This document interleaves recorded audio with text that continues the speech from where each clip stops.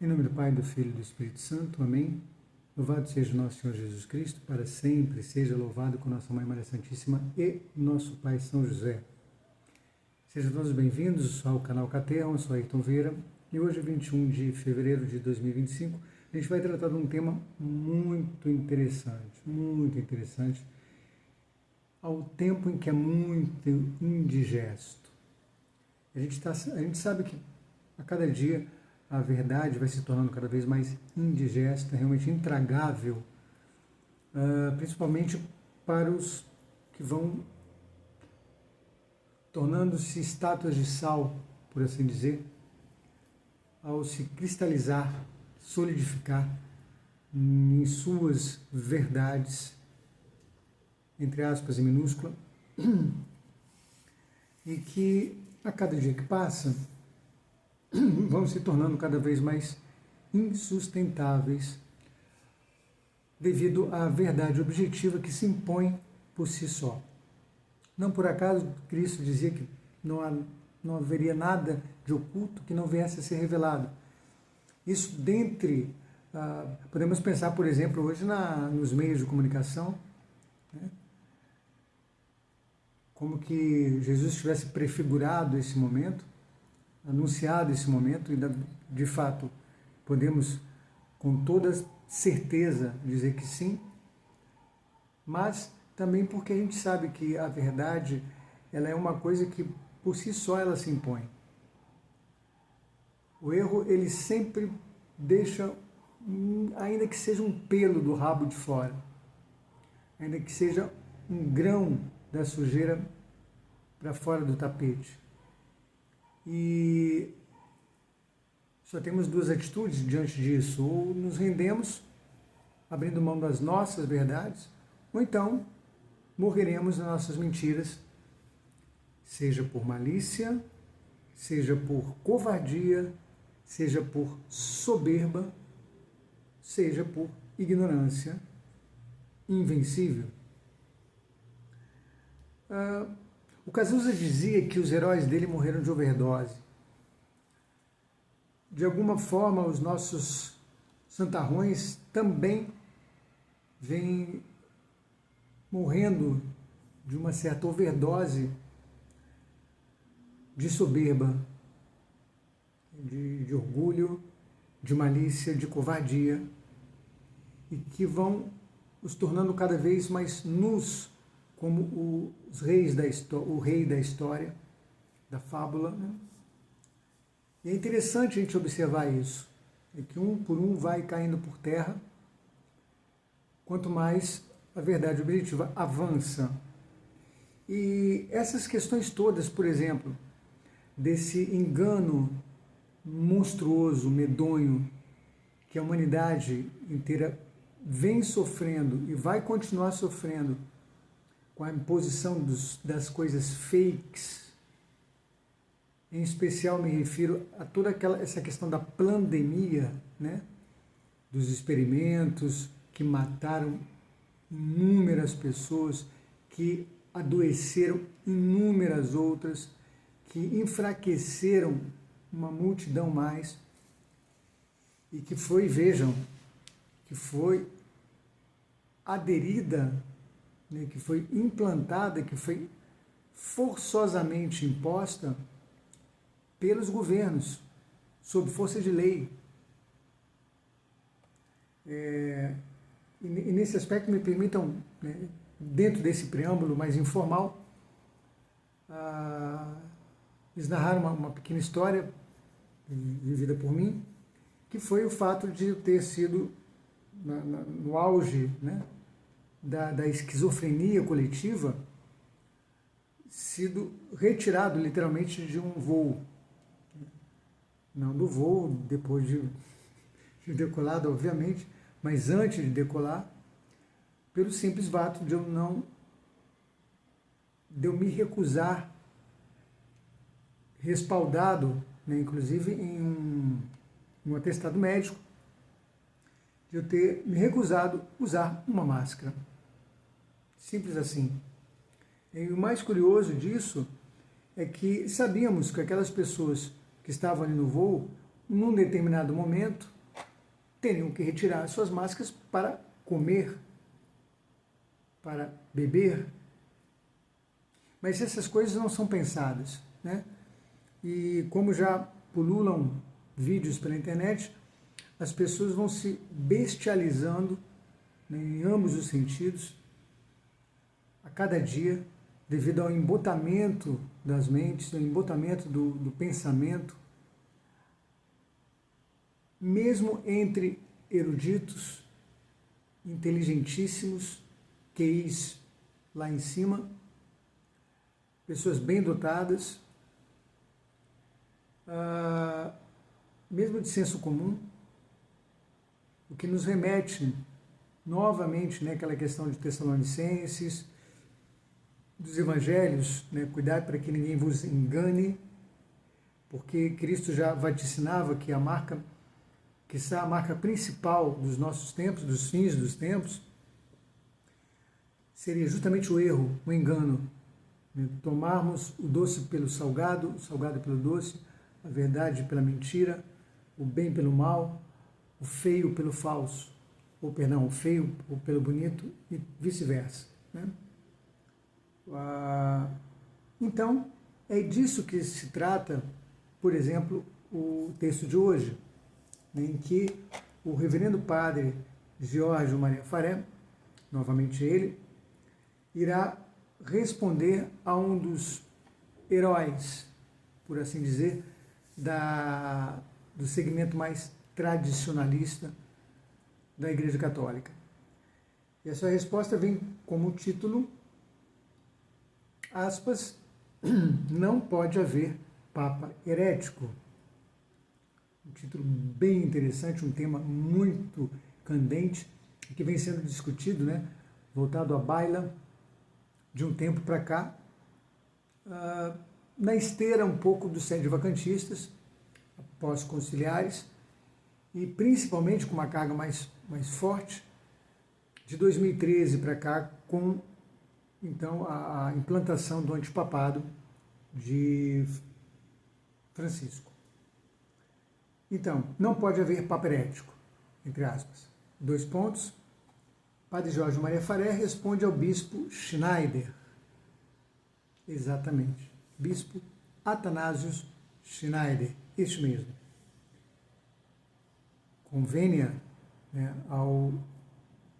a sua excelência, a reverendíssima Dom Athanasius Schneider. Artigo no LifeSite News, e que foi traduzido ao português, publicado na página do Padre Giorgio. Creio eu que foi publicado, mas eu vou me certificar para que, se assim for, deixo o link, né? Se não, deixo o link da matéria no original, em inglês. Depois, a tradução, né, pela internet pode ser bem fácil. Mas é interessante, é muito importante, estamos bem atentos, pessoas de todos os segmentos, né, dos 3 segmentos, né, que me ouvem, que são poucas, mas tenho certeza que realmente estão preocupadas com a verdade, isso é o que importa, como foi dito no vídeo anterior, ainda que seja uma única, me dou por satisfeito. Então começa o artigo do Padre Giorgio da seguinte maneira. 3 dias depois da publicação da minha entrevista no LifeSite News, que eu fiz referência também em um outro vídeo, salvo engano, o primeiro da série sobre Leão, pelo diretor John Henry Westen, acho que é assim que pronuncia. O mesmo site publicou na quinta-feira, 27 de novembro passado, uma intervenção de Monsenhor Athanasius Schneider, eminente bispo de grande importância internacional, de fato.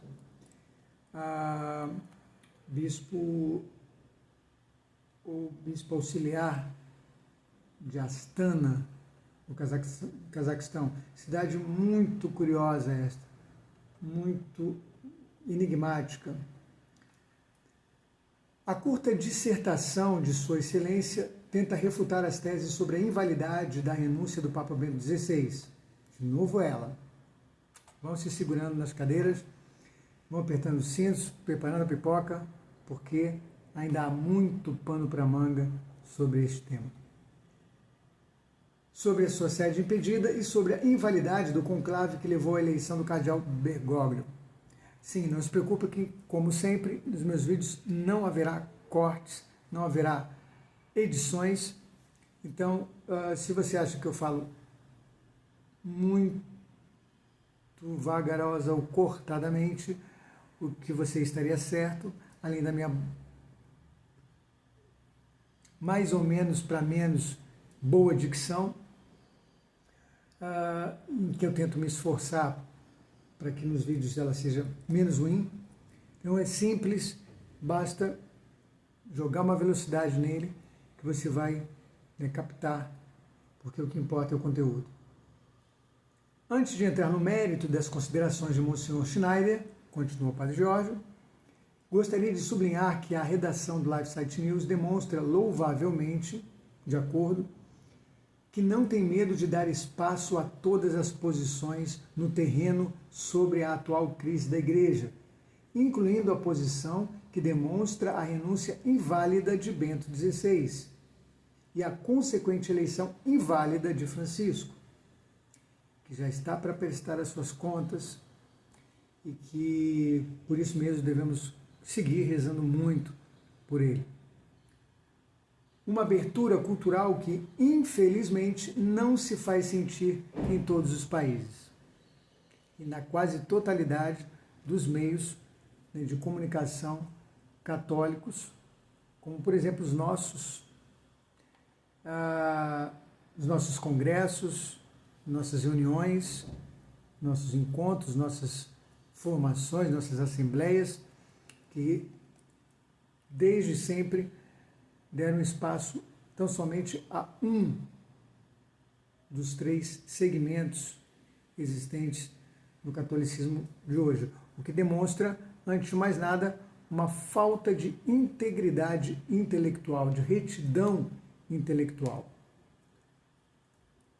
A segunda coisa que gostaria de sublinhar, temos com o Padre Jorge, é que a presença de um verdadeiro debate ilumina o momento presente.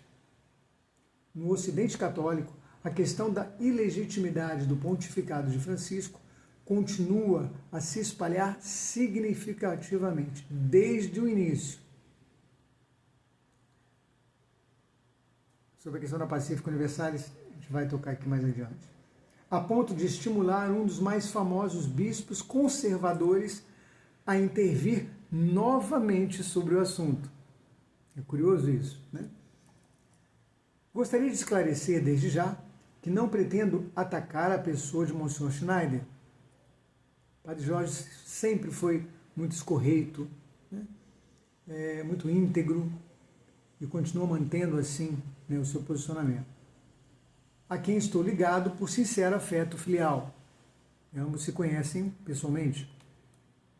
Tive a honra de o conhecer pessoalmente e de o acolher várias vezes quando era prior de um convento carmelita na província de Milão. Ali ele celebrou a Santa Missa e realizou importantes catequeses. Estou certo da sua boa fé, bem como do seu sincero desejo de santidade, que o orienta e motiva no seu trabalho pastoral. Contudo, não posso deixar de salientar, à luz de evidências objetivas, que Monsenhor Schneider, ao colocar-se numa posição claramente legitimista em relação ao papado de Bergoglio, como a grande maioria dos católicos, ainda, infelizmente, expõe-se a uma contradição que destacarei. Contradição cada vez mais brutal. Tanto mais nas pessoas dotadas de maior inteligência e ignorância vencível, de cardeais a leigos. Gostaria agora de analisar algumas passagens salientes do artigo, procurando evidenciar os problemas presentes no discurso do bispo, mantendo ao mesmo tempo o respeito devido à sua pessoa e ao seu ministério pessoal, ou perdão, episcopal. Leiamos o início do discurso. Há uma citação em inglês e logo em seguida a tradução. O princípio orientador mais seguro na questão crucial sobre a validade do papado do Papa Francisco é a prática prevalente ou prevalecente na história da Igreja, palavras de Monsenhor Schneider, com a qual foram resolvidos casos de supostas renúncias papais ou eleições inválidas. Nessa prática prevalecente foi demonstrado o sensus perenne ecclesiae. Até aqui, Monsenhor Schneider. Segue o Padre Faré. Devo já intervir, perplexo. Como pode a simples comparação entre acontecimentos históricos ser um método decisivo para compreender como a Igreja deve agir hoje? E aí um parêntese, tanto mais por ter se revestido toda essa questão do papado, da suposta renúncia de Bento e da suposta eleição de Francisco, se revestido um caráter, o que é mais do que evidente, inédito, inusual, original, ou seja, sem nenhum comparativo possível com a história precedente. Mas é essa história precedente que Monsenhor Schneider já de cara evoca como método, por assim dizer, suficiente de elucidação desse problema. O que vai deixar claro o Padre Giorgio, já de cara também perplexo.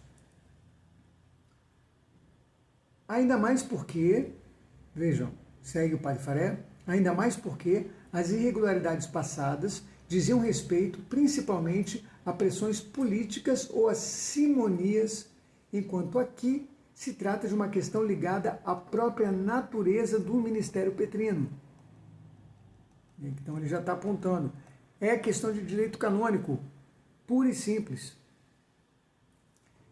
Em primeiro lugar, deve ser consultada a lei atual e não a prática prevalecente. Lógico. Aliás, a primeira poderia contrariar a segunda, como costuma acontecer com as leis. E este é o caso que iremos analisar em breve. A partir destas primeiras linhas, começamos a notar como Monsenhor Schneider evita levar em consideração sinal de... vejam, a prática em si é sinal de uma mente não reta intelectualmente falando, sem juízos, atestando o fato de Monsenhor Schneider começar dessa forma, denota, né, uma não integridade intelectual em se lidar com o tema, que também vai ficar claro com a análise e a crítica do Padre Faré. Então, voltando, a partir destas primeiras linhas, começamos a notar como Monsenhor Schneider evita levar em consideração os dados objetivos encontrados no Código de Direito Canônico e na Constituição Apostólica Universi Dominici Gregis e prefere apoiar a sua tese com considerações baseadas no senso comum. No caso, numa praxis, né, anterior, fatos históricos, etc. Continua citando a Monsenhor Athanasius em sua entrevista ao Live Sat News, do Padre Jorge.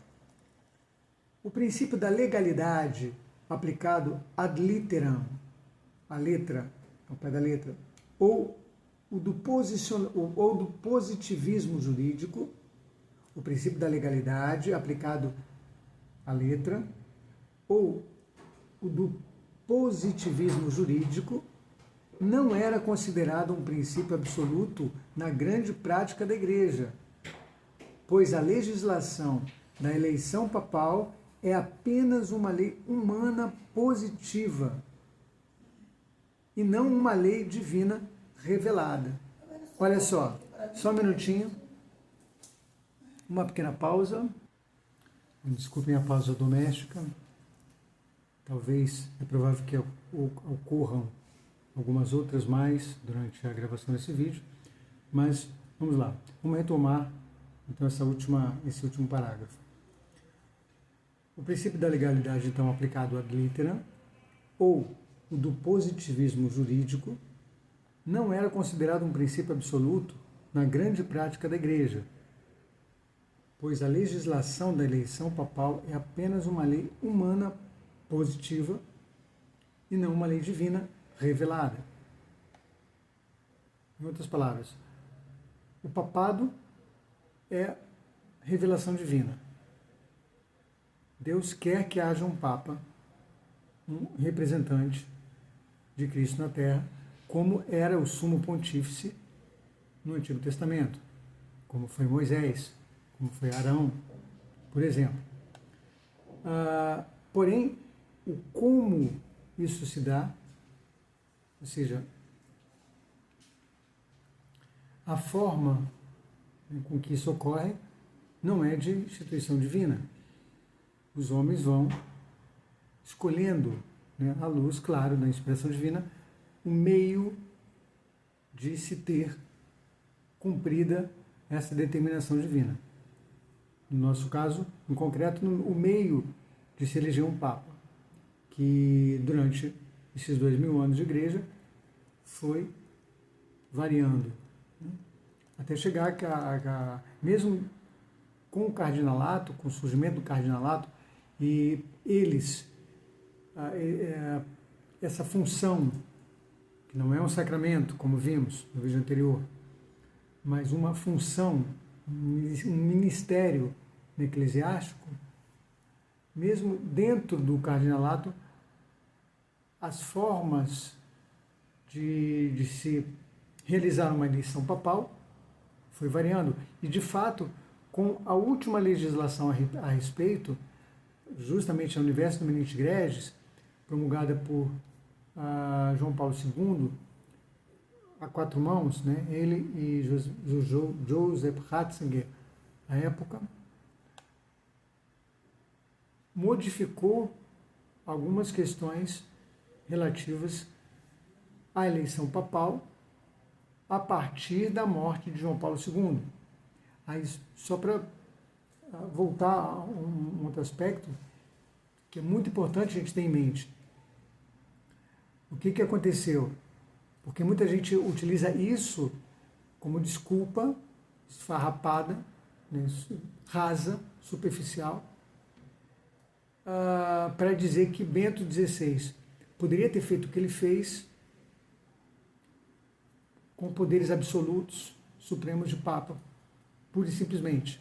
Ou seja, porque ele quis, continuou se vestindo de branco depois da suposta renúncia. Porque ele quis, porque ele é Papa, está acima de tudo, de todos, menos de Deus, ele resolveu continuar no Vaticano, se chamando Bento XVI, e todos aqueles outros sinais, símbolos, né, respondendo para as pessoas, como, por exemplo, a Ayrton Vieira, mandando o cartão dele como Papa, isso 10 anos quase, praticamente depois da sua suposta renúncia. Então, o Papa, e esse exemplo ele é bem clássico, né, da Universo Dominici Gregis, João Paulo II e o cardeal Ratzinger, João Paulo II, ele promulga essa lei, Universo Dominici Gregis, alterando disposições da eleição papal para entrar em vigor após a sua morte, já no processo sucessório do seu pontificado. mesmo que fossem determinações que modificassem já algo em seu pontificado, primeiro faz-se a lei, promulga-se a lei e depois age conforme a modificação. Em outras palavras, Bento XVI até poderia ter feito o que ele fez em alguma medida, não em todas, porém, se ele criasse os mecanismos legais primeiro e depois seguisse conforme ele mesmo assim determinou. Então, para que pudesse continuar vestido de branco, chamando Bento XVI, sem destruir o anel do pescador que tem, por lei, de ser destruído após a morte ou a renúncia válida de um Papa, e que só foi destruído após a sua morte. Então, tudo isso poderia acontecer se ele antes tivesse previsto em lei, promulgado a lei, depois agido conforme ela. Fecha parênteses. Segue aqui as palavras de Monsenhor Schneider.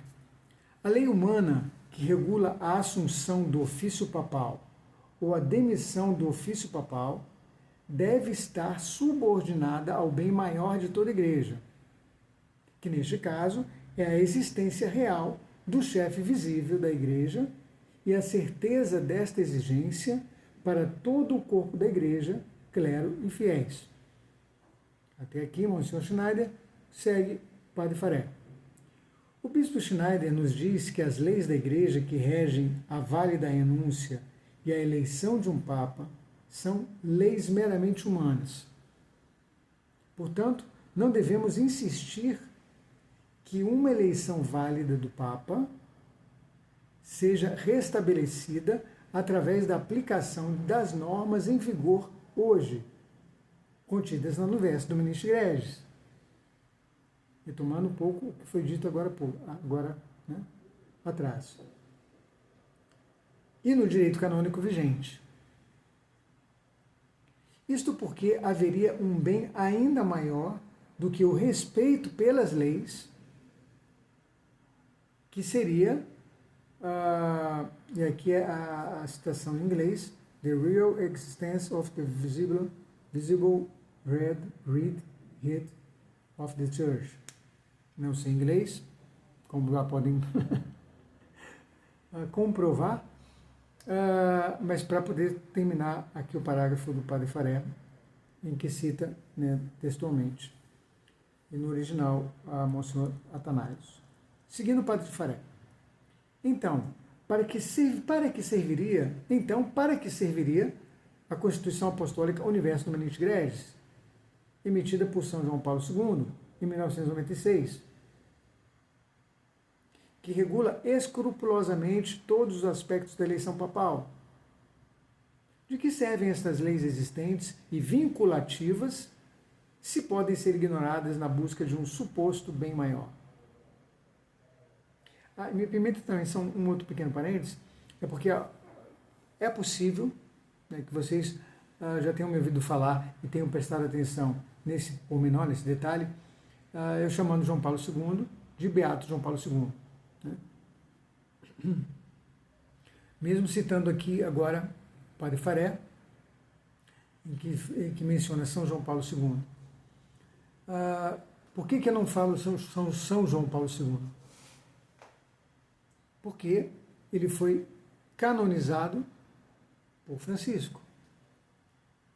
Não que não seja santo, não que não esteja no céu, não, absolutamente nada disso. Nós temos a certeza absoluta de que ele está no céu. Por quê? Porque foi beatificado por Bento XVI. Então sabemos que todos os beatos, mesmo os veneráveis, mesmo os servos de Deus, já gozam da visão beatífica. A partir do momento que a igreja decreta que são bem-aventurados, que são veneráveis, que são servos de Deus, etc., é porque já há uma certeza de sua beatitude.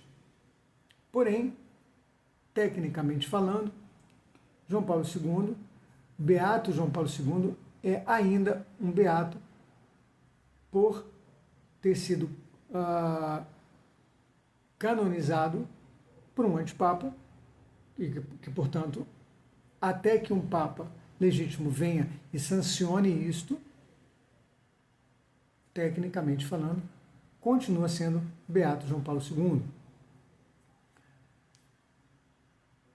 Sem demérito algum, sem a certeza de que seja realmente santo, não é esse o ponto, né? Voltando então, isso para deixar sentado, né, que os atos de um antipapa, eles são atos inválidos. A mesma coisa com todas as outras supostas canonizações de Francisco. Não que essas pessoas não sejam santas, não que essas pessoas não já estejam juntos de Deus, não é isso, não tem uma coisa a ver com a outra. A questão é que vamos dizer, a oficialização disto não ocorre quando alguém que usurpa uma função que não é sua exerce atos daquela administração, ainda que os efeitos delas se façam se sentir pelo mundo inteiro. Por exemplo, todas as pessoas chamam João Paulo II de santo, São João Paulo II. Já há igrejas com seu nome, etc, etc, etc. Nada disso ratifica, porém, o fato da sua canonização pela Igreja Católica Apostólica Romana, que só pode se dar a partir da realização, da consumação disto por um Papa legítimo, porque só o Papa legítimo tem o poder, goza das prerrogativas para tal ato. Espero me ter feito explicar. O bem maior, aí voltando ao Padre Faré, o bem maior da Igreja exprime-se na lei atual da Igreja, que é o direito canônico. Olha só, o Padre Faré já coloca, se existe uma lei, se existe um direito canônico, etc., ele exprime o que é o bem maior da Igreja. Por isso deve ser respeitado. Uma lei a ser seguida e respeitada na íntegra, portanto, sem distinções entre leis humanas e leis divinas, embora as haja, como faz Sua Excelência, equiparando assim direito canônico ao positivismo jurídico, como se a forma pudesse ser separada da substância, como se apenas o que agrada pudesse ser retido do direito canônico. A este respeito, cito algumas intervenções importantes de papas recentes sobre a importância do direito canônico. Mais uma pequena pausa. Assim disse Paulo VI na alocução aos participantes do 2º Congresso Internacional de Direito Canônico, de 17 de setembro de 1973. Aspas. Como sabeis, opiniões não benevolentes lançaram uma sombra de suspeita sobre a lei da Igreja. Alguns pensam que, como sociedade visível, a Igreja não deve ter de lidar com um direito próprio e pode aderir a regulamentos ou ordens internas. Outros não viram, à luz do Concílio Vaticano II, que este direito está profundamente enraizado no mistério da Igreja. Citação. E João Paulo II, apresentando o novo Código de Direito Canônico em 3 de fevereiro de 1983. Aspas. Portanto, o direito não deve ser concebido como um corpo estranho, nem como uma superestrutura já inútil, tampouco como resíduo de supostas reivindicações temporais. O direito à vida da Igreja é connatural e, na verdade, muito útil. É um meio, uma ajuda, é também em delicadas questões de justiça, uma defesa. Citação. O texto do bispo Schneider continua dizendo, dois pontos, esta existência visível da cabeça e a certeza sobre ela são requeridas pela própria natureza da Igreja. A Igreja Universal não pode existir por um tempo considerável sem um pastor supremo visível, sem o sucessor de Pedro, uma vez que a atividade vital da Igreja Universal depende de sua cabeça visível. Até aí, Monsenhor Schneider. Segundo Sua Excelência, as consequências da invalidade das eleições de 2013 seriam, portanto, demasiado graves para que isso fosse verdade. Esta posição confunde as consequências práticas do fato com a sua verdade ontológica. Seria como dizer, aspas, já que é muito grave um pai de família morrer, porque nesse caso deixaria a mulher e os filhos sós, não poderia mais cuidar. A gente vê, só um pequeno parênteses, né? Toda a preocupação me veio agora à mente, né? Com essa questão do Tiba, que eu tive a oportunidade de conhecê-lo no Fórum das Catacumbas, realizado pelo Centro Dom Bosco há alguns anos. Pessoa muito boa, né? Muito humilde, muito sincera, e que certamente uma das preocupações das pessoas pela sua partida seria naturalmente com a família. Então esse exemplo que me trouxe a lembrança, e como dizia Santa Teresinha, lembrar de alguém é de alguma forma rezar por ela. Então já fica aqui registrado as minhas orações, que continuo fazendo desde o início, e que convido também a todos a fazer. Então, voltando ao exemplo do Padre Geórgio, com base no que o Monsenhor Schneider teria utilizado, por exemplo, como argumento pró eleição válida de Francisco. Então, já que é muito grave um pai de família morrer, porque neste caso deixaria sós a mulher e os filhos, não poderia mais cuidar dos pais idosos. Não teria mais que pagar a hipoteca.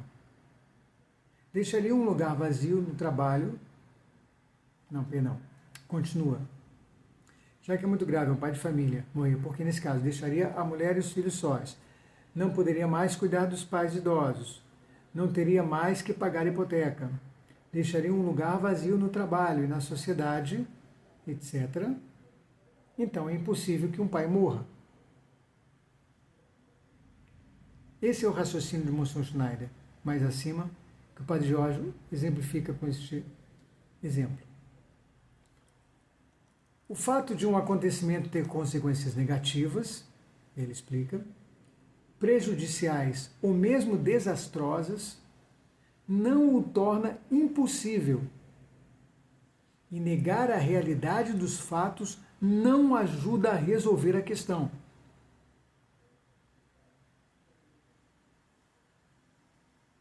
Monsenhor Schneider e todos os que me escutam, todos os que ouviram o Padre Geórgio. As considerações de Monsenhor Schneider parecem ignorar a lei em vigor da Igreja. O Código de Direito Canônico contempla a possibilidade de eleição inválida.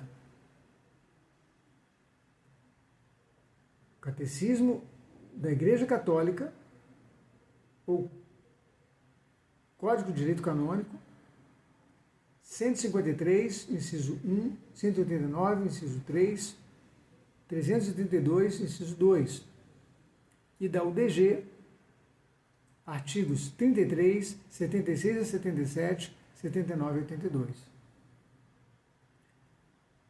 A situação de sede vacante também é contemplada no Código,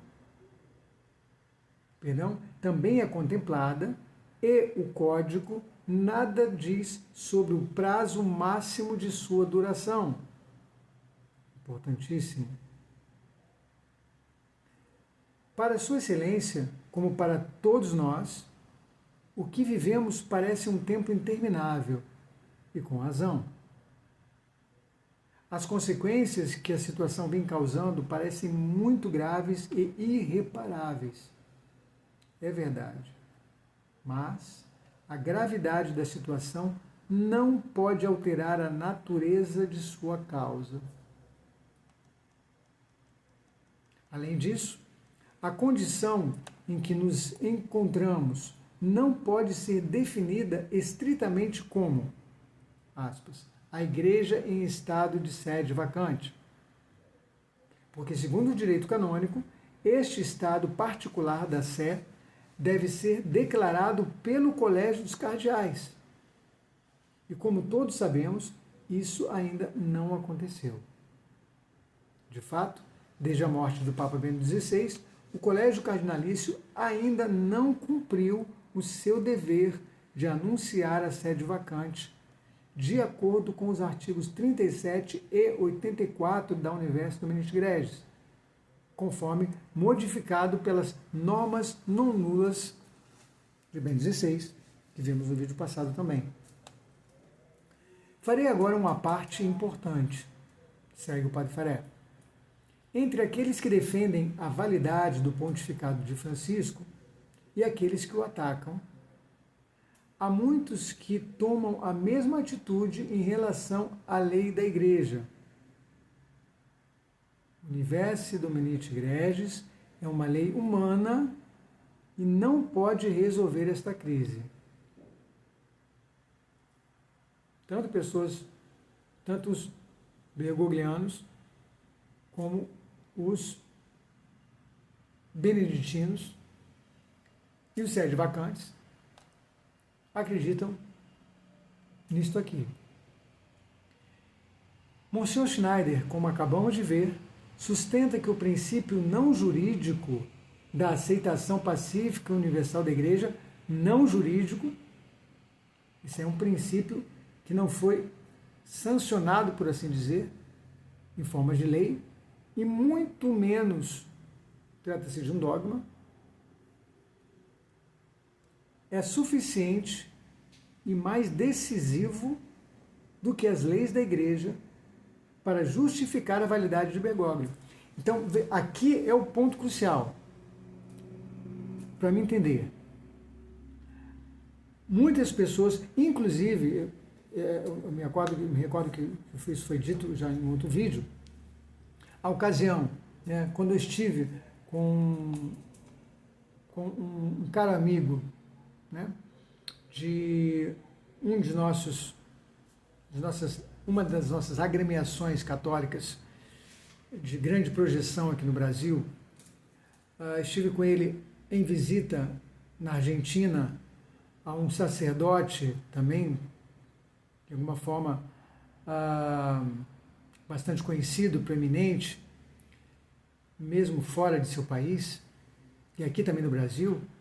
Estivemos com esse sacerdote, que ademais é advogado, além de sacerdote, é advogado, escritor, etc. Eu me lembro que a primeira coisa que ele utilizou, então, para referendar o estranho, segundo as suas palavras, o estranho pontificado de Francisco, e que, admitindo que mesmo poderia ter sido eleito de forma inválida, que sua eleição poderia ter sido, né? Ainda assim, isso seria sanado aqui pela pacífica universal adesão da Igreja. Coisa que nem naquele momento e principalmente depois aconteceu de fato. Porque jamais a Igreja, de forma pacífica, universal, etc., aceitou Francisco. E a cada dia que passa, isso vai se tornando mais volumoso, essa não aceitação vai aumentando. Sejam as pessoas descambando para o sede-vacantismo, o erro oposto, seja elas enxergando a realidade e reconhecendo que o último Papa foi Bento XVI. E que hoje, portanto, estamos em sede vacante. De fato, não de direito, né? Por quê? Porque os cardeais não, como acabou de dizer o Padre Faré, não decretaram isso de forma oficial. Então,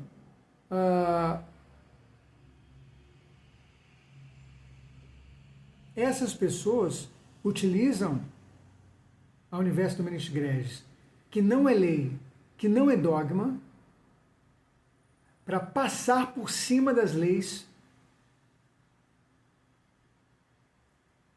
e não reconhecer um antipontificado, um antipapado de Francisco, que é uma questão legal. Ou seja, voltamos a dizer uma vez mais, Francisco não é Papa, por quê? Por conta do Código de Direito Canônico, por conta das leis da Igreja, por conta da UDG, do Universo Dominici Gregis. Porque ele não atendeu a sua eleição, não atendeu às normas estabelecidas pela Igreja, que sequer permitem sanar em rádice, sanar na raiz esse problema. É como duas pessoas que se casassem, né, eu sempre cito esse exemplo, até a Estefania mesmo citou no livro dela, Bento XVI, Papa Emérito. É como se duas pessoas se casassem na igreja com a bênção do padre, com o reconhecimento de todo mundo, com os atos exteriores e posteriores, né, se dessem, viessem filhos, fossem registrados, tudo, porém, uma delas fosse já casada na igreja. Porém, uma delas não fosse um homem ou uma mulher. Ou seja, problemas que não vai solucionar aquele casamento, não vai validar aquele casamento, não vai legitimar aquele casamento, aquele suposto casamento, né, que aí seria entre aspas, aquela união, melhor dizendo, né? É como é o caso de casais homossexuais, ou seja, não existe casal homossexual, como não existe casal cujo cônjuge, um dos cônjuges já foi casado pela igreja e não teve o seu matrimônio anulado. Simples assim.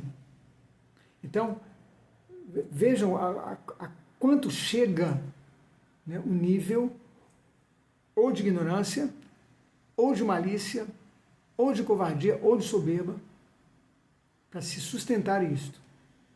Passa-se por cima das leis, quando der na venta, e vão se arranjando aí pelas esquinas, né, catando de tudo quanto é lugar, né, como fez um outro sacerdote muito conhecido aqui no Brasil, e que fez uma crítica pública, que foi o padre Lodge. Por que eu falo padre Lodge? Porque está público, né? Deve ainda ter seu vídeo falando sobre o livro de Estefania, que eu o presenteei, tecendo críticas, e críticas para um sacerdote que, ademais, também é advogado. É muito crítico isso, muito complicado isso. É sair a público, né, defendendo uma posição como essa, tecendo determinadas críticas, com base numa leitura rasa, superficial, rápida, sem analisar, né, todos os pontos, confundindo o ministério com o munus, porque simplesmente ele nunca ouviu falar que se tratassem de coisas diferentes. E aí vem o padre Fernando Cornet, escreve nada mais nada menos que 2 livros sobre o tema. Então, ou seja, essas coisas, como dito a princípio, né, vai simplesmente fazendo com que os nossos santurrões sejam literalmente desmascarados. Ou seja, nossos santarrões, né? Santurrones espanhol. Nossos santarrões, eles sejam caiam por terra. É porque a verdade vai se impondo. E isso aqui, para mim, esse é o ponto, né, central aqui da crítica do padre Farel ao Monsenhor Schneider, seguido e imitado por muitos, ovacionado por muitos, aplaudido por muitos, e que continua levando as pessoas, com todo o respeito, Monsenhor Atanásio Schneider, para o buraco. Simples assim. o Senhor e todos os que o seguem, todos os padres que o seguem, todos os bispos que o seguem, todos os cardeais que o seguem, todos os leigos que o seguem, ainda que bem intencionados. Porque tomam o mal pelo bem, o doce pelo amargo, a mentira pela verdade, a falsidade pela verdade, o feio pelo bonito. Sigamos. Da mesma forma, ouvimos de outros que as leis sobre a eleição do Papa são apenas leis humanas, que os cardeais não intervirão e, portanto, é necessário percorrer caminhos distintos daqueles contemplados pela lei. Os primeiros acreditam que podem remediar o problema apegando-se a APU, né? Adesão Pacífica Universal, ou a um suposto bem maior a ser perseguido. Porque existe um bem maior, que a igreja tenha um Papa visível, etc. Então, vamos passar por cima de tudo quanto é lei, vamos passar por cima da UDG, vamos passar por cima do Código de Direito Canônico, os mesmos que em determinados momentos, em outros, né, 2 pesos e 2 medidas, em determinados outros momentos, são os primeiros a se aferrar à lei, às normas, para querer ser ouvidos, para chamar os outros de herege, os outros de descomungados. Como fez recentemente um cidadão, no vídeo postado aqui no canal sobre a questão do padre Fernandes, né? E já acusando o padre Fernandes de herege, disso, aquilo, dizendo que Dom Dílio tinha razão, papapá, bibi, blá. Ou seja, as pessoas vão se arvorando, né, de juízes, de juízes cíveis e eclesiásticos, e até mesmo de deuses, para poder então dar o veredito que nem sequer a igreja deu. A mesma coisa acontece com essas pessoas que utilizam o direito canônico, as leis, quando bem entendem. Self-service, é o modo self-service, né? E não entendem que isso tudo deve ser consumido à la carte. O prato tem que vir completo e tem que ser comido todo, porque assim determina a Santa Mãe Igreja. Espero que não esteja... senão, paciência. Os primeiros, então, acreditam que pode...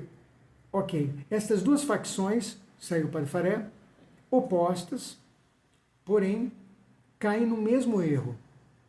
Menosprezam e recusam essencialmente o vínculo de fé e de obediência que devemos à Igreja, que é um mistério, ao mesmo tempo humano e divino, que se manifesta também na união entre o direito de descendência divina e o direito reformável, pois é direito divino e humano juntos, sem dicotomias e dualismos, expresso no magistério da Igreja e também no direito canônico, que é expressão do mesmo magistério no poder de governança da Igreja. Está tudo em casa, como diz. Está tudo interligado. Existe uma coerência muito grande entre essas leis, essas normas, e naquilo em que elas, em determinado momento, expiram, caducam, por assim dizer, ou então se tornam anacrônicas, vence um outro pontífice e ratifica e aperfeiçoa, ou retifica, melhor dizendo, aperfeiçoa, retira determinadas coisas, acrescenta outras, etc. Como fez Bento XVI com as normas não nulas com relação ao DG, que, por sua vez, pegou a legislação anterior a ela, do pontificado, e modificou, da eleição papal, e modificou em alguns pontos. É assim que as coisas funcionam. Somente o colégio cardinalício é obrigado a prover a sé apostólica. Até o momento, então, é competência dos cardeais, por lei. Por isso, Bento XVI, no final de uma das suas declarações, vai dizer, se não me engano, da própria declaração, que agora aqueles a quem tal compete será o responsável pelo seu sucessor. Somente o Colégio Cardinalício é obrigado a prover a sé apostólica, a intervir para defendê-la, como diz o artigo 33 da Universi Dominis Gregis. Esta é agora a lei da Igreja, a única que pode ser aplicada para permitir que o futuro pontífice seja validamente eleito. A única, senhores, a única. O texto de Sua Excelência continua, novamente Monsenhor Atanásio, citado por Padre Faré. A aceitação da possibilidade de um período prolongado de vacância da Santa Sé leva facilmente ao espírito de sede-vacantismo, que, em última análise, constitui uma espécie de fenômeno sectário e quase herético que surgiu nos últimos 60 anos devido aos problemas com o Vaticano II e os papas conciliares e pós-conciliares. Até aqui, Monsenhor Atanásio, retornamos com o Padre Faré. Penso que esse espírito sede-vacantista pode ser afastado lutando para fazer valer os direitos de Pedro através do respeito pelo magistério oficial, em vigor, representado pela Universi Dominis Gregis, com a bênção de São João Paulo II e Bento XVI, que respectivamente publicaram e atualizaram esta Constituição. Acrescentaria que, pessoalmente, nunca denegri o Concílio Vaticano II. Pelo contrário, sempre o defendi tanto das interpretações modernistas quanto das farpas derrotistas de quem quer ver nele o mal que não existe. Faço minhas as palavras do reverendo padre Jorge Maria Faré. Além disso, a ilustre escolta dos santos do passado nos protege do erro sede-vacantista. Já aconteceu muitas vezes, por exemplo, durante o grande cisma ocidental, que os cardeais, os bispos, o clero e o povo de Deus trabalharam para restabelecer a sé petrina. Hoje aponto para o Código de Direito Canônico e apelo à intervenção dos cardeais sem que nenhuma tese teológica cismática infundada me anime. Continuo lendo o texto de Sua Excelência. Monsenhor Atanásio, o bem espiritual e a salvação eterna dos fiéis é a lei suprema no sistema normativo da Igreja. Por esta razão, há o princípio de supplet ecclesia, a Igreja supre. Mais outro argumento aí, catadas escuras, utilizado de forma descontextualizada, para supostamente validar a inválida eleição de Francisco. Ou de sanatio in radice, cura na raiz, cura pela raiz. Ou seja, a Igreja completa o que era contra a lei positiva humana, no caso dos sacramentos, que exigem faculdades jurisdicionais, por exemplo, confissão, casamento, confirmação, os fardos das intenções das missas, etc. Eu não sei se esse termo fardos foi traduzido corretamente, mas enfim. Como eu não sei inglês, guiado por este princípio verdadeiramente pastoral, o instinto da Igreja também aplicou o princípio de supplet ecclesia ou sanatio in radice em casos de dúvidas sobre uma renúncia ou uma eleição pontifícia. Concretamente, a sanatio in radice de uma eleição pontifícia inválida se expressou na aceitação pacífica e moralmente universal do novo pontífice pelo episcopado e pelo povo católico, e no fato de que esse pontífice eleito, supostamente inválido, foi nomeado no cânon da missa por praticamente todo o clero católico. Até aqui, Monsenhor Atanásio Schneider. A aceitação pacífica universal, APU,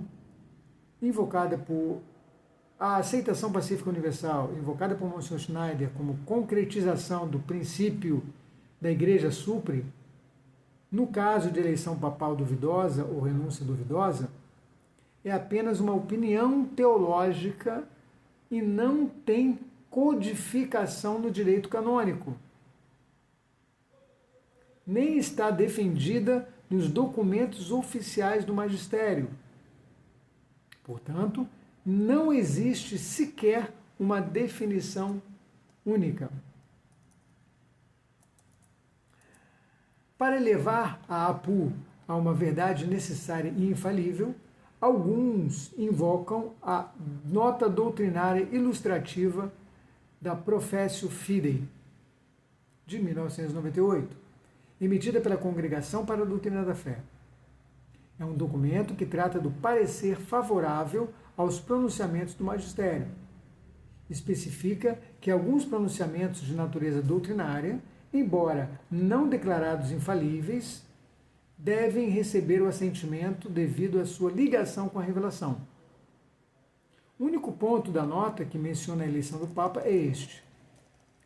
No referente às verdades ligadas à revelação por necessidade histórica, que devem ser mantidas definitivamente, mas que não podem ser declaradas como divinamente reveladas, podem ser indicadas como exemplos.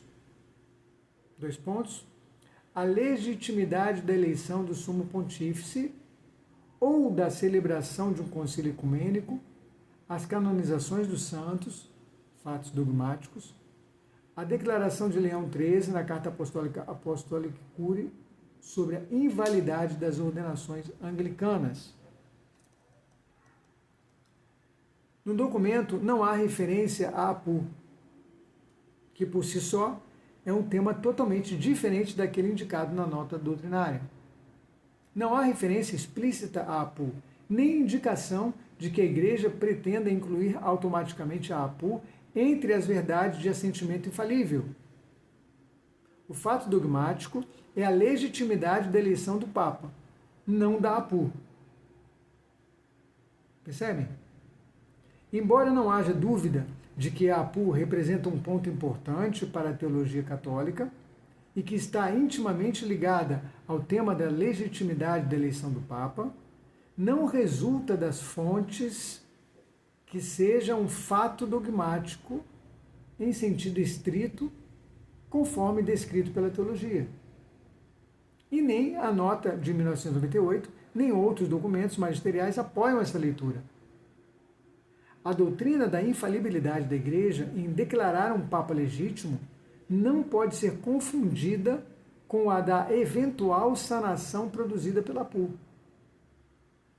Por que estou me referindo apenas ao caso da sanação?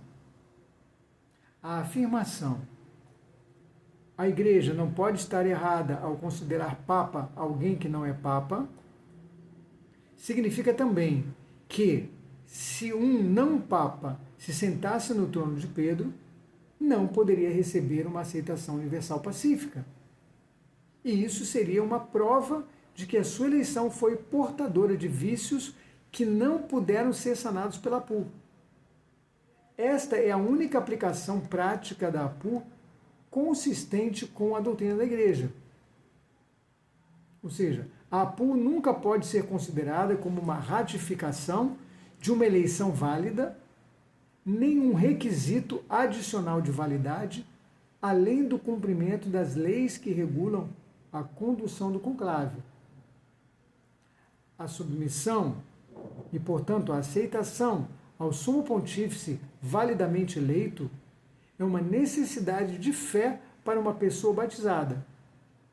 A aceitação universal do Papa por todos os fiéis é, portanto, a consequência necessária de uma eleição válida.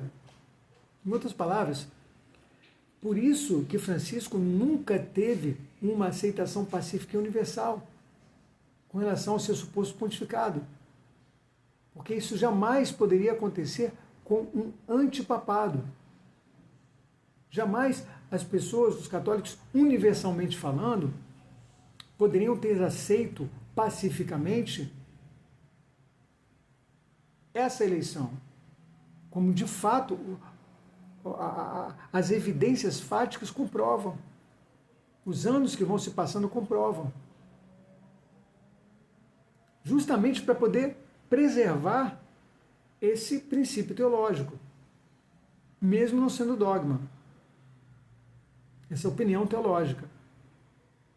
Ou seja, só haveria como já houve no passado, pacíficas adesões quando de conclaves ilegítimos. Por quê?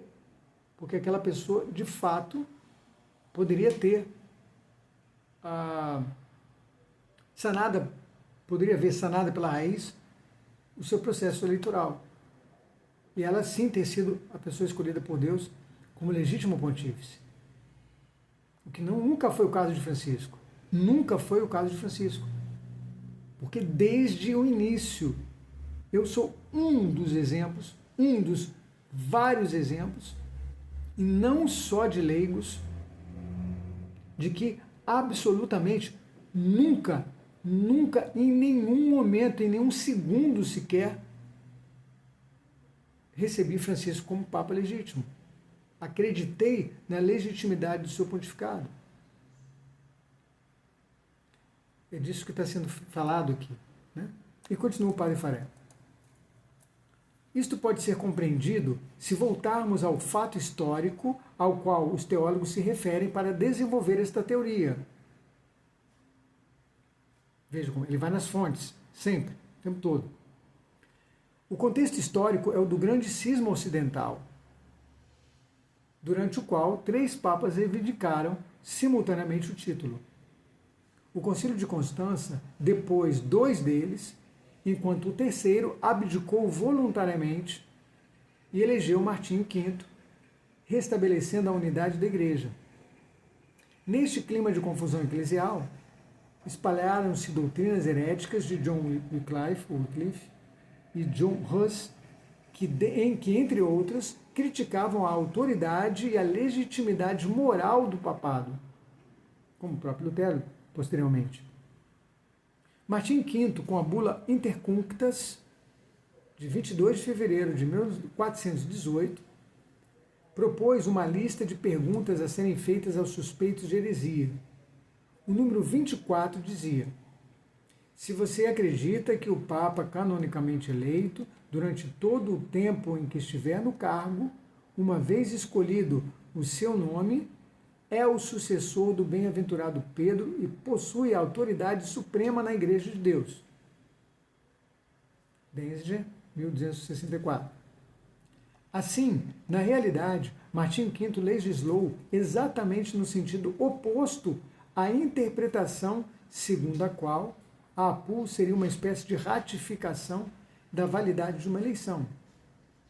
Para não serem considerados hereges, os fiéis tinham de reconhecer a autoridade do Papa canonicamente eleito. Canonicamente eleito. Há, certamente, casos em que a APU pode sanar uma eleição ilegítima. Neste sentido, Dom Schneider cita casos de eleição duvidosa ou de renúncia duvidosa no passado, em que este princípio foi aplicado. Mas atenção! Não façamos uso indevido de analogias históricas para justificar uma situação atual. Ademais, como dito, inédita, sem precedentes. A APU não pode ser aplicada de forma absoluta a todos os casos possíveis. Seria como dizer que, uma vez que algumas pessoas acusadas de homicídio foram absolvidas, os assassinos já não deveriam ser julgados. Perfeita analogia. É uma falácia lógica, portanto, um sofisma, usar um argumento para precedentes, argumentum ad exemplum, de fato, se for verdade que papas historicamente eleitos em circunstâncias duvidosas ou irregulares, exemplo, Gregório VI, Urbano VI, Bonifácio VIII, foram reconhecidos como válidos, deve-se notar, no entanto, que cada circunstância é um caso em si. A questão da casuística das coisas. Né? o fato de terem havido outros casos históricos que ocorreram em contextos certamente distintos não tem relevância para o caso atual do Papa Francisco. Nenhuma. Dom Schneider demonstra que subestima as diferenças doutrinárias e jurídicas contemporâneas. Se não, mesmo desconhece. Ou desconhece na profundidade que deveria. O argumento histórico pode ser útil como referência geral, mas não resolve a especificidade do caso atual. Claro.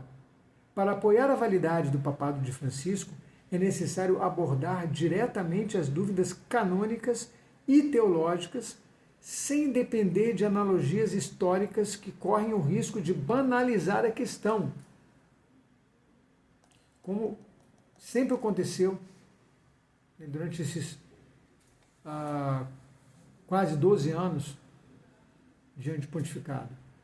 As pessoas usando outros casos de legitimação de eleições ilegítimas para aplicá-los a Francisco, desconhecendo, por algum motivo, que se tratava de uma situação inédita, portanto, sem precedentes na história da Igreja. Há casos em que a eleição ou a renúncia apresenta falhas tão graves que a APU não consegue remediá-las de forma alguma. Vamos dar alguns exemplos. Por exemplo, é o caso do matrimônio, né? Acredito. Embora a APU se refira mais especificamente ao papado, mas comparando, seria a mesma coisa, ou seja, um matrimônio que tivesse determinadas características ali, como por exemplo, de um dos cônjuges já serem casados, não serem do sexo que aparentemente dizem ser, etc. Ou algumas outras implicações mesmo. Por exemplo, um dos dois é estéril e escondeu isso do seu cônjuge. Isso é uma condição de nulidade matrimonial, de reconhecimento daquele casamento nunca foi e não poderá ser validado. Aqui, então, o padre Faria cita os exemplos. Num primeiro caso, ocorre se a sede não estiver vacante. Olha só. Este é o caso que examinei na minha demonstração sobre a invalidade da renúncia de Bento XVI e que está na série anterior, aqui no canal, Não Entregarei o Leão. E essa série é muito recomendável, mesmo com os problemas que tem por parte do apresentador, do expositor aqui, no caso eu. Mesmo assim, vale a pena a gente ganhar um tempo das nossas vidas para estudar e entender as razões que levaram o padre Geórgio Faré, carmelita, contemplativo, religioso, portanto, sacerdote, doutor, místico, que já foi prior de conventos, ou seja, uma pessoa, não um qualquer, o que levou este homem a reconhecer o fato da nulidade, tanto da eleição de Bento, quanto da renúncia de Bento, quanto da eleição de Bergoglio. Então ele vai tratar nessa série que a gente apresenta em língua portuguesa aqui no vídeo, no canal. Não entregarei o leão. Se, como escrevi, segue o padre Faré, a sede papal não estivesse realmente vacante à ocasião do conclave de 2013, a APU não poderia sanar a eleição do Papa Francisco. Como dito, por o nosso caro amigo sacerdote argentino, advogado, e defendido por tantos outros, o próprio Padre Lodge, e tantos outros sacerdotes que conhecemos muito bem e que vêm toda hora na internet, de forma pública, dizer o Papa Francisco, queira ou não, doer quem doer, custe o que custar, o Papa Francisco, ainda que seja um castigo de Deus, é o Papa e acabou-se a conversa. Ou seja, essas pessoas desconhecem simplesmente que, neste caso, a aceitação, a suposta, que nunca se concretizou, a suposta aceitação pacífica da igreja, mesmo ela, não poderia solucionar esse problema, não poderia erradicar esse problema. Ou seja, mesmo que toda a igreja, o que seria uma própria contradição com a própria APU, mas hipoteticamente falando, mesmo que toda a igreja reconhecesse o pontificado de Francisco, ele não seria um pontificado legítimo. Por quê? Porque a sede não estava vacante quando da eleição de Francisco. E porque havia um Papa legítimo vivo. Simples assim. Isso sem nenhuma opinião pessoal. Isso puro Código de Direito Canônico. Analisando o documento deixado por Bento XVI, a sua declaração, à luz do Código de Direito Canônico, à luz da UDG, à luz do latim, à luz da teologia, à luz do direito canônico, enfim. Então, sem uma sede vacante, qualquer eleição é nula e sem efeito ab origine, em sua origem. E a Igreja não reconhece qualquer possibilidade de remediar esta situação, o que não seria uma irregularidade eleitoral, mas antes uma verdadeira invalidez. O problema não foi a eleição, apesar de também haver problemas com a eleição de Francisco, como foi vazado. Também houve problemas ligados às normas, não foram respeitadas determinadas normas estabelecidas para a eleição papal, como muito bem, uma vez mais, a Estefania trata isto no seu livro, Bento XVI, Papa Emérito, e também no Andrea Cionti, também o próprio Padre Faré, que vai beber, inclusive, da fonte de Estefania e de outras fontes, o Padre Maria Corné, ou seja, mostrando que, entre outras coisas, como se fossem uma espécie de comprovações deste ponto primeiro, de que não havia sede vacante, naquele 13/3 de 2013, para se eleger um outro Papa. O próprio conclave teve problemas, desrespeitos às normas vigentes para um conclave.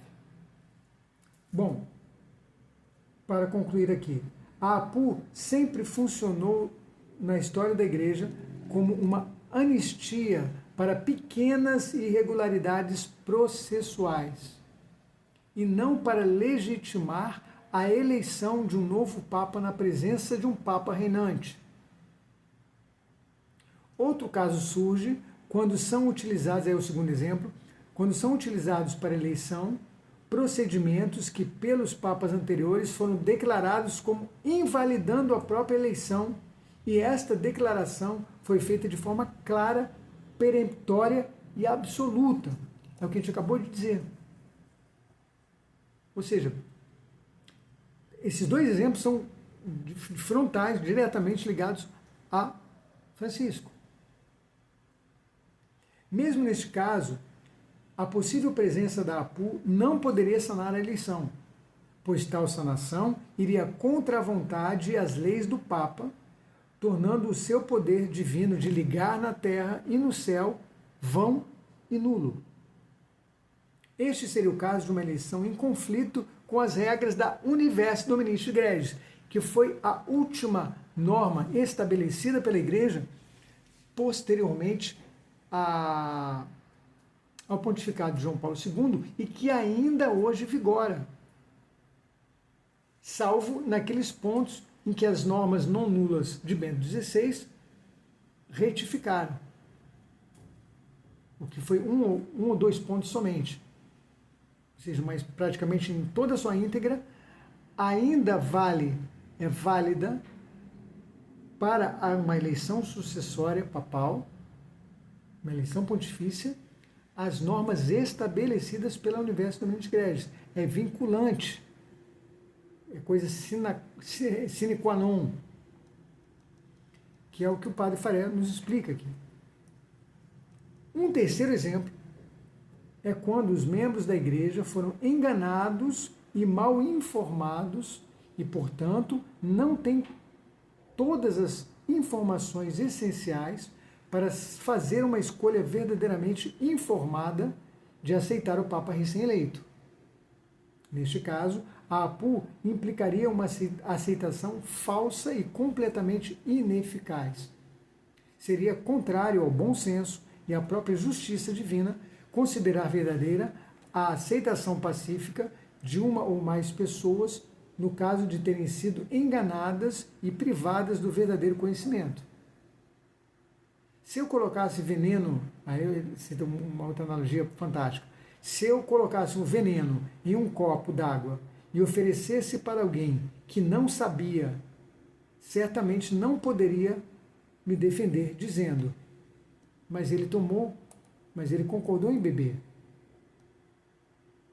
Deve-se notar também que na filosofia e na teologia católicas, o conhecimento é um elemento fundamental para determinar a responsabilidade e a eficácia de certas ações. Como no caso, por exemplo, dos pecados mortais, em que só ocorrem quando há os três elementos, a gravidade do ato, o conhecimento de que aquilo é grave e, portanto, geraria um pecado mortal, e, posteriormente ao conhecimento, a aquiescência do pecador, o consentimento do pecador. Mas eu consinto a partir do que eu conheço. Primeiro, aquilo que objetivamente é estabelecido. Determinados pecados são objetivamente, por si só, graves, ao ponto de gerarem um rompimento eterno e definitivo entre o homem e o seu Criador. Ok. Porém, para que isso seja aplicado, para que não haja perdão na hora da morte, o pecador precisa saber disso e consentir nisso. Por exemplo, existem muitas pessoas que fazem aborto, que cometem aborto, pensando honestamente estarem fazendo um bem, estarem fazendo algo correto, como já aconteceu comigo mesmo. Claro que essa situação passou pela minha vida e eu fui conivente com determinadas situações de aborto, pensando em que naquele momento o que eu fazia era correto. Porém, a partir do momento em que tive conhecimento de que isso é e foram me dadas as razões, todas as razões, para dizer que não há justificativa alguma em se tirar uma vida e que aquilo se tratava de um pecado gravíssimo e houve um processo de conversão, deste momento em diante, me arrependi, fiz a minha confissão e nunca mais voltei a sequer incentivar, né, ou ser conivente, cúmplice dessas situações. Então aqui se trata, o que o padre Jorge coloca é justamente com esse exemplo, ou seja, se eu desse veneno para uma pessoa e depois dizendo, mas ela tomou, o problema é dela, se ela não sabia que naquele copo havia um veneno, como é que eu posso usar isso como desculpa? Deixemos agora a teoria e passemos ao caso prático em questão.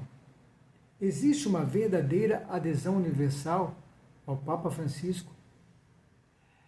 E esse ponto também é um dos pontos fundamentais em que o Padre Jorge vai dar vários exemplos né, ou alguns exemplos concretos que ocorrem, né, conosco hoje em dia e que eu gostaria de esmiuçar um pouco melhor, mas isso demandaria ainda um tempo mais extenso e como não quero me estender muito, paro por aqui e continuo, se Deus quiser, amanhã, numa segunda parte dessa resposta do Padre Jorge Marefaré a Monsenhor Atanásio Schneider.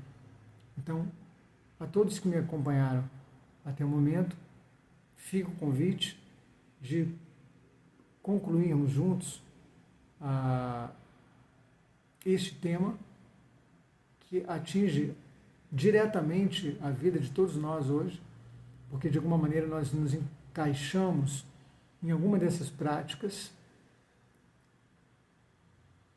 sendo do lado que estivermos, sede vacantistas, bergoglianos, beneditinos, de alguma forma isso aqui se identifica com a nossa praxis odierna. Então, por isso, convido vocês a primeiro a compartilharem esses vídeos, porque, volto a dizer, as informações que retransmito, não é nem que transmito, como dito antes, é retransmitir, porque não são minhas, salvo algumas referências, etc., que podem ser muito bem descartadas, mas são informações com base no que nós chamamos de integridade ou retidão moral, integridade e retidão intelectual. Pessoas que estão aqui, primeiro, com credencial e, segundo, com conhecimento de causa, estudo sério, aprofundado, imparcial, na busca da verdade, para nos ajudar a saber melhor nos guiar, nos orientar nessa cada vez maior Babilônia que nos rodeia. Dessa maneira, muito obrigado a todos, que Deus nos abençoe. Fique conosco até amanhã, se Deus quiser. Louvado seja nosso Senhor Jesus Cristo, para sempre seja louvado com nossa Mãe Maria Santíssima e nosso Pai São José. Eu sou o Ayrton Vieira e esse é o canal Cateion.